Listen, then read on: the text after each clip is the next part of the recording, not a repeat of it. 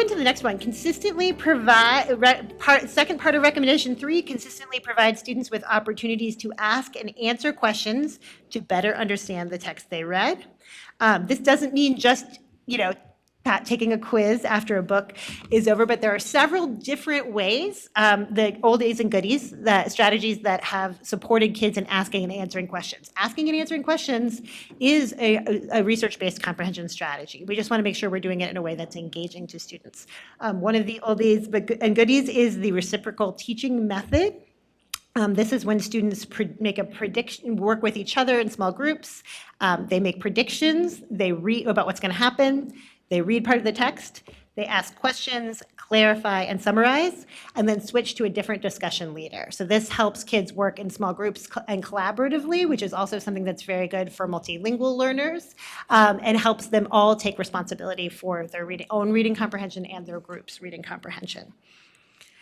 We also want to make sure that kids are answering different types of questions. Sometimes there's a lot of research on what are discussions of books that kids are reading, and many of the questions that tend to be asked and answered are right there questions, right? Like very literal. The book says this, and it's almost like quizzing, kind of going back and forth between the teacher and the student. That's going to be probably the least helpful. You might want to ask 1 or 2 of those right there questions at the beginning to sort of establish that everybody understands what happened.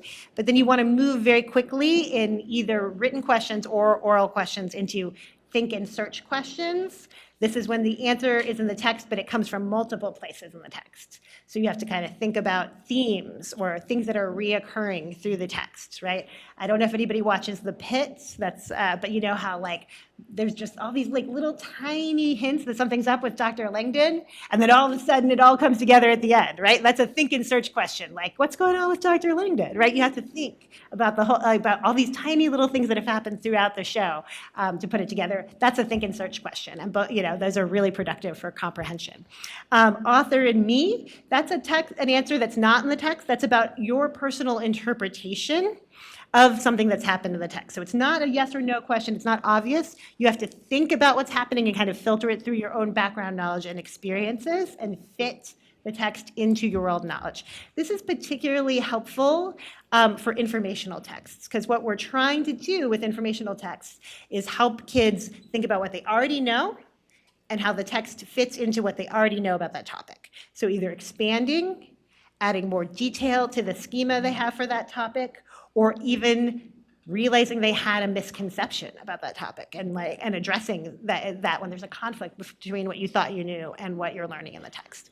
And then on my own questions, these are questions that are really great writing prompts, actually. This is great if you want kids to respond to the text in writing in a way that they are about something that they are thinking and connecting to their own ideas and experience. This is not that giving them the opportunity to do that in writing is definitely a comprehension, evidence-based practice for comprehension. Sometimes in an oral classroom discussion, it can derail the discussion, right? Then all of a sudden it's like, well, when I went to the zoo, this thing happened. When I went to so sometimes I teach my pre-service teachers to use these sparingly in discussion, but liberally in writing exercises. And so there are all types of different sentence frames that you can use to help deepen kids' thinking. Again, these are moving beyond just the literal right there questions. How are this and this the same? How are they different? How will you interpret this? What are the strengths and weaknesses? What could have prevented the problem from happening? And another thing to point out is that these can be used for informational or narrative texts. So questioning is something that I see in classrooms all the time, but thinking about the quality of the questions that we're asking and the way we're asking kids to respond is how we can enrich this recommendation.